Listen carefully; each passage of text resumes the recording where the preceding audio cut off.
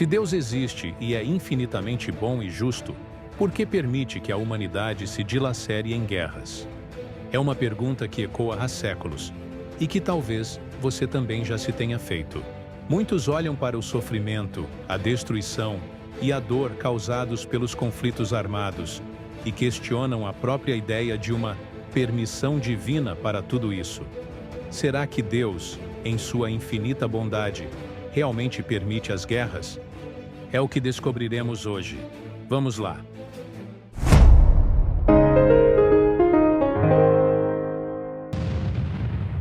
Olá, bem-vindos a mais uma conversa nossa. Hoje a gente tem um material, olha, fascinante.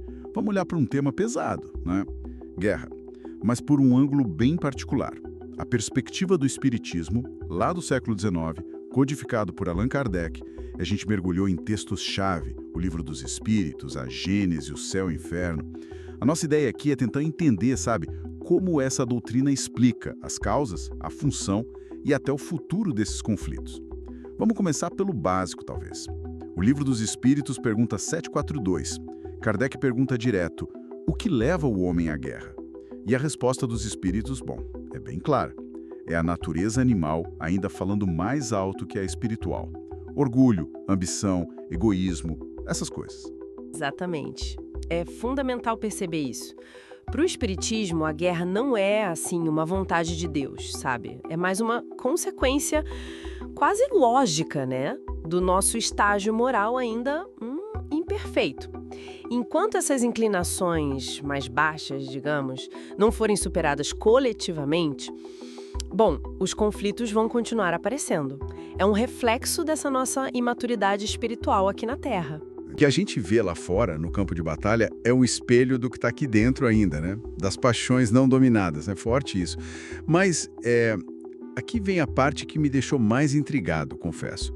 Como que algo tão ruim, que nasce do nosso pior lado, pode ser visto também como um motor para progredir? Não parece um paradoxo? Sem dúvida. Esse é um dos pontos, talvez, mais complexos da abordagem espírita e que gera debate, né? As guerras são vistas dentro de um quadro maior, o de provas e expiações coletivas. Está bem detalhado em A Gênese. São consideradas calamidades, sim, tragédias imensas, claro, mas que, de alguma forma, acabam forçando a gente a parar e pensar, sacodem a sociedade, derrubam coisas velhas, aceleram mudanças, tanto sociais quanto morais. Mudanças que talvez levassem, sei lá, séculos para acontecer de outro jeito. Então, o sofrimento de muita gente junto teria um papel de ensinar. Quase um catalisador bem doloroso para a evolução. É isso? Numa perspectiva espírita, sim, é por aí. É como se a dor muito forte, sabe, despertasse a consciência coletiva para algo. Isso tem a ver com a lei de destruição, que está lá em O Livro dos Espíritos. Não a destruição por destruir, óbvio, mas aquela que, tipo, limpa o terreno para construir algo novo. Na pergunta 744, por exemplo, eles falam que a guerra pode ser um jeito de alcançar a liberdade. Sugere que mesmo no meio do caos, pode existir um propósito maior ali, de transformação, de avanço, mesmo que por caminhos bem tortos, né? É uma ideia difícil de engolir, eu admito. Que o sofrimento coletivo possa ter essa função, digamos, pedagógica, quase uma ferramenta divina para nos empurrar para frente. E as fontes falam algo sobre o plano espiritual influenciando nisso tudo, nos conflitos. Sim. O Espiritismo vê essa interação entre os dois mundos como algo constante, né? Em obras como O Céu e o Inferno, fica claro.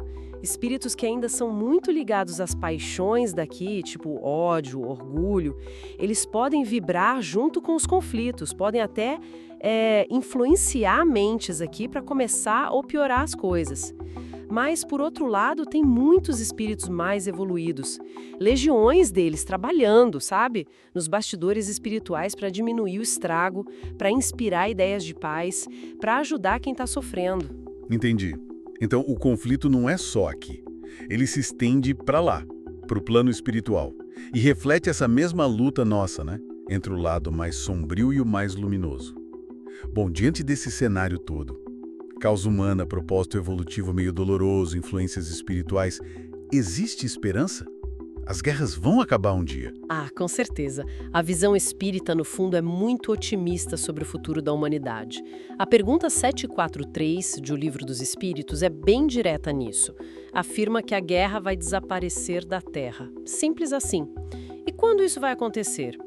Bom, à medida que a gente for entendendo melhor o que é justiça, praticando mais as leis de Deus, ou seja, quando o amor, a fraternidade forem mais fortes que o egoísmo e o orgulho, a paz de verdade, aquela que dura, não vai vir só de um papel assinado, um tratado. Ela vai ser o resultado natural da nossa evolução moral e espiritual. Como um todo. Então, o fim da guerra não é só política ou estratégia. É uma mudança profunda de dentro para fora, da humanidade inteira. Olhando para tudo isso que a gente conversou, como daria para resumir essa visão espírita sobre a guerra? Exato, é uma mudança interna. Bom, para resumir, eu diria assim: para as obras de Kardec, as guerras são, antes de tudo, um reflexo doloroso da nossa imaturidade espiritual, das paixões que ainda não controlamos. Ao mesmo tempo, dentro da lógica maior das leis divinas, elas acabam funcionando como mecanismos bem duros, provas e expiações que, olha que paradoxo, né? Nos empurram para frente, aceleram o nosso aprendizado moral, social. E, talvez o mais importante, essa visão garante que elas não são para sempre.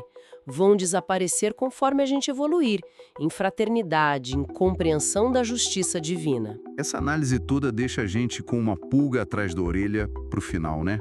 Se esses conflitos externos, a guerra sendo o maior exemplo, nascem tão fundo nas nossas imperfeições internas, egoísmo, orgulho, intolerância, e se o sofrimento coletivo, por mais terrível que seja, pode mesmo carregar ali uma semente de aprendizado, de transformação, como será que essa compreensão, vinda do espiritismo ou de onde for, poderia mudar o jeito como nós, indivíduos e sociedades, encaramos a busca pela paz?